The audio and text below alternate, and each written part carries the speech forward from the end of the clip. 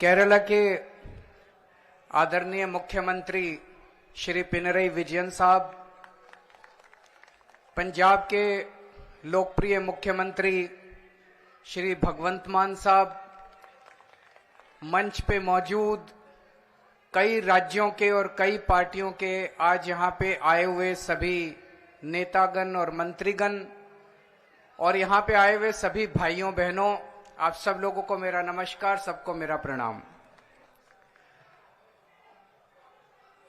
मुझे लगता है आज इस देश को ये दिन भी देखना था। ये जंतर मंतर वो जगह है जहां पे इस देश की प्रजा सरकारों के एक्सप्लॉयटेशन से तंग आके यहां पे धरने प्रदर्शन करने आती है। लेकिन आज यहां पे केरला के मुख्यमंत्री को अपना सारा कामकाज छोड़ के केरला से दिल्ली यहां पे धरना करने के लिए आना पड़ा केंद्र सरकार की ज्यादतियों के खिलाफ। मैं समझ रहा हूं ये भी इस देश को ये दिन भी देखना था। आज लगभग आधे राज्यों के अंदर विपक्ष की सरकारें हैं और आधे राज्यों के अंदर उन लोगों की सरकारें हैं। जो विपक्ष की सरकारें हैं आधे राज्यों के अंदर, तो लगभग 70 करोड़ लोगों को ये विपक्ष की सरकारें रिप्रेजेंट करती हैं। 70 करोड़ लोगों को, आधे देश को। और इस वक्त ऐसा लगता है कि केंद्र सरकार ने विपक्ष की सरकारों के खिलाफ युद्ध छेड़ा हुआ है। ऐसा लगता है कि जंग छेड़ी हुई है, लड़ाई छेड़ी हुई है। हिंदुस्तान पाकिस्तान का रखा है हम लोगों के साथ। हम ये पूछना चाहते हैं कि क्या आप इन 70 करोड़ लोगों को अपना नहीं मानते? क्या आप केरला के लोगों को अपना नहीं मानते? क्या आप तमिलनाडु के लोगों को अपना नहीं मानते? क्या आप कर्नाटका के, दिल्ली के, पंजाब के, वेस्ट बंगाल के लोगों को अपना नहीं मानते? क्या ये सारे पराये हैं? क्या ये भारत के नागरिक नहीं हैं? यहां के 70 करोड़ लोगों ने विपक्ष के लोगों को चुन के सरकार बनाई। संविधान के अंदर लिखा है कि इन सरकारों की क्या पावर है। शिक्षा की पावर राज्य सरकारों की, स्वास्थ्य की पावर राज्य सरकारों की। संविधान के अंदर लिखा है कि क्या क्या पावर है। आप हमें अपना काम ही नहीं करने देते। सारी विपक्ष की सरकारों को तरह तरह से प्रताड़ित करने के लिए आज केंद्र सरकार सारे हथकंडे अपना रही है। मोटे मोटे तौर पे देखें तो 3 तरह से केंद्र सरकार विपक्ष की सरकारों को तंग कर रही है।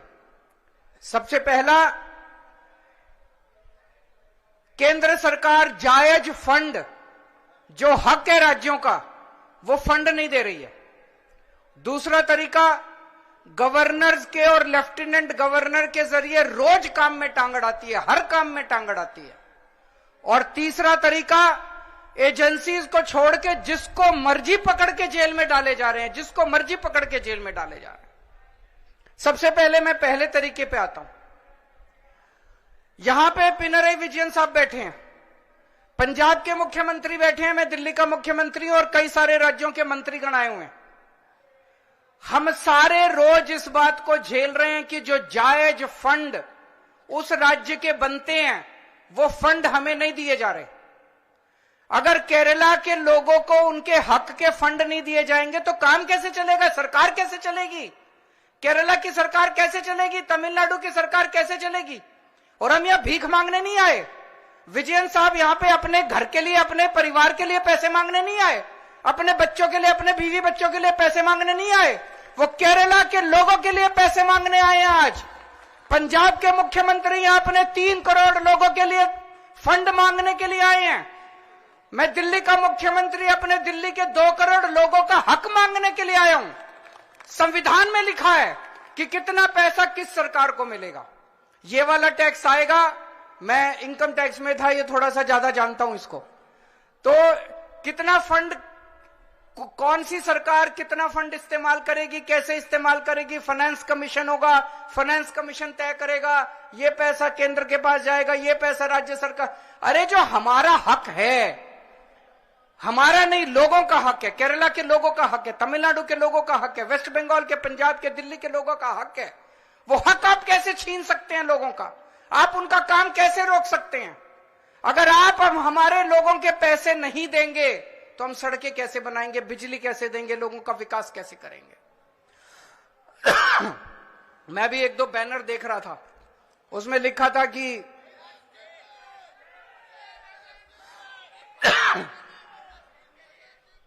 केरला के 8400 करोड़ रुपए रोके हुए हैं। और मान साहब से मैं थोड़े दिन पहले बात कर रहा था, पंजाब के भी 8000 करोड़ से ज्यादा फंड रोके हुए हैं।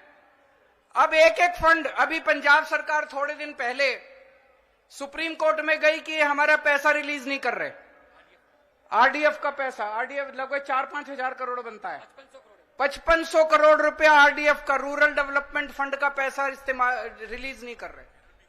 केरल भी गया, सुप्रीम कोर्ट की हेयरिंग अब अगले हफ्ते फिक्स हुई है और तुरंत केंद्र सरकार से फोन आ गया, आइए बैठ के बात करते हैं।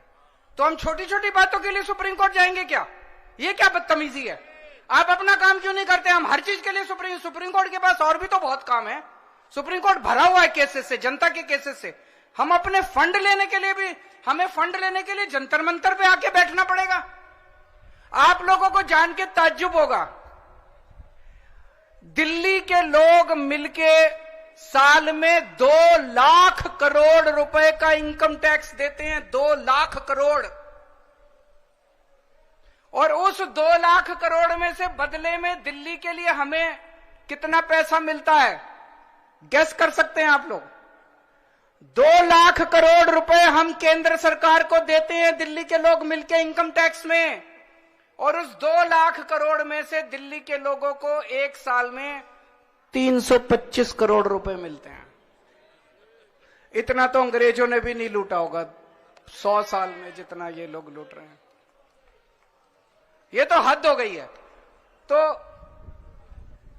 कपिल सिब्बल साहब का स्वागत है। दूसरी चीज, गवर्नर्स और लेफ्टिनेंट गवर्नर्स के जरिए ये जिस तरह से सरकारों को तंग कर रहे हैं, संविधान के अंदर साफ साफ लिखा है कि ये हमारे सब्जेक्ट्स हैं। उन सब्जेक्ट्स के अंदर भी रोज गवर्नर हर राज्य के अंदर टांग अड़ा रहे हैं। सबसे इंटरेस्टिंग तो अभी पंजाब के अंदर हुआ। पिछले साल पंजाब सरकार ने बजट सेशन, अपनी असेंबली का बजट सेशन कॉल करने के लिए गवर्नर के पास फाइल भेजी। गवर्नर ने बजट सेशन करने की परमिशन नहीं दी। सोचिए, एक चुनी हुई सरकार, फुल स्टेट, उसका मुख्यमंत्री, उसकी कैबिनेट प्रस्ताव पारित करके कहती है कि हम फलानी तारीख से बजट सेशन बुलाएंगे और उसमें राज्य का अगले साल का बजट पास करेंगे।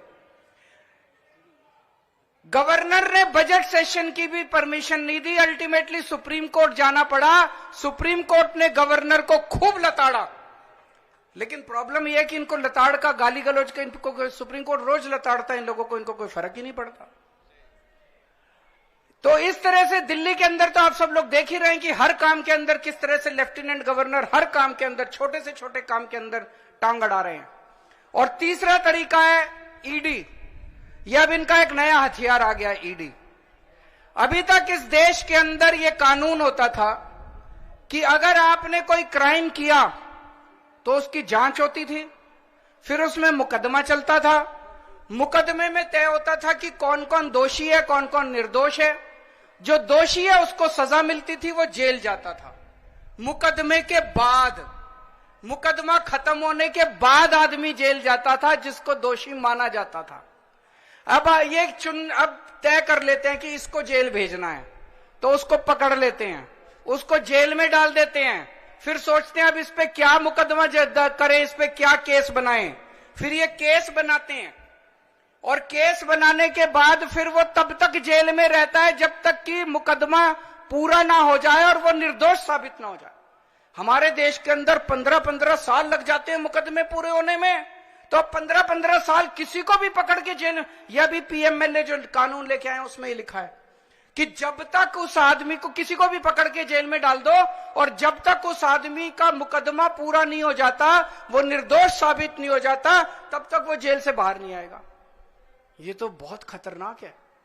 अभी हेमंत सोरेन साहब को इन्होंने जेल में डाल दिया, अभी तक उनके ऊपर कुछ भी साबित नहीं हुआ है, अभी उनके ऊपर मुकदमा नहीं चला है, अभी मुकदमा शुरू भी नहीं हुआ है, अभी जांच चल रही है। लेकिन अगर मुकदमे को 15 साल लगे तो हेमंत सोरेन साहब 15 साल जेल में रहेंगे। और ये तो किसी को भी कर दें, कल मुझे पकड़ के जेल में डाल देंगे, विजयन साहब को पकड़ के जेल में डाल देंगे, स्टालिन साहब को पकड़ के जेल में डाल देंगे, सीतारमैया साहब को पकड़ के जेल में डाल देंगे, सुखविंदर जी को, किसी भी को भी पकड़ के जेल में डाल देंगे और सरकार गिरा देंगे। हेमंत सोरेन साहब को जेल में डाला, उसके बाद 48 घंटे तक ये लोग तोड़ने की कोशिश करते रहे, जेएमएम को तोड़ देते हैं। ये तो भगवान का भला और जेएमएम वालों का महान है, जेएमएम वाले जो टूटे नहीं इनके सामने। तो ये अब ये किसी भी को भी पकड़ के जेल में डाल देंगे, उसकी सरकार तोड़ देंगे और फिर अपनी सरकार बना लेंगे। ये क्या है? ये क्या चल रहा है इस देश के अंदर? कह रहे हैं केजरीवाल भ्रष्ट है। मैं पूछना चाहता हूं, मैंने दिल्ली में बिजली सस्ती, बिजली फ्री कर दी दिल्ली के अंदर, मध्य प्रदेश में, गुजरात में, उत्तर प्रदेश में सबसे महंगी बिजली मिल रही है देश में। तो बिजली फ्री करने वाला चोर है कि बिजली महंगी करने वाला चोर है? दिल्ली में मैंने सबका इलाज मुफ्त कर दिया, चाहे गरीब हो चाहे अमीर हो, सरकारी अस्पताल में चले जाओ, सबका दवा दारू सब फ्री। मध्य प्रदेश में, गुजरात में, उत्तर प्रदेश में चले जाओ, इतना महंगा इलाज, सरकारी अस्पतालों का बेड़ा गर्क कर दिया इन लोगों को। मैं पूछ रहा हूं, लोगों का इलाज फ्री करने वाला चोर है कि लोगों का इलाज महंगा करने वाला चोर है? किसी को भी पकड़ के चोर चोर चोर चोर चिल्लाना चालू कर देते हैं लोग। तो दोस्तों, देश का बहुत बुरा हाल है। मैं विजयन साहब को बहुत बहुत बधाई देना चाहता हूं, उन्होंने आज ये अलख जगाई है, सबको इकट्ठा किया है। ये देश केवल हमारा नहीं है, ये देश 140 करोड़ लोगों का है। और आज मैं बीजेपी वालों को कहना भी चाहता हूं, समय का चक्र घूमता है, समय बड़ा बलवान है, अहंकार मत करो। भगवान ना करे कल समय का चक्र जब घूमेगा और तुम इधर होगे और हम उधर होंगे, कहीं ऐसा ना हो कि यही कानून तुमको खाने के लिए दौड़े उसके बाद। जय हिंद।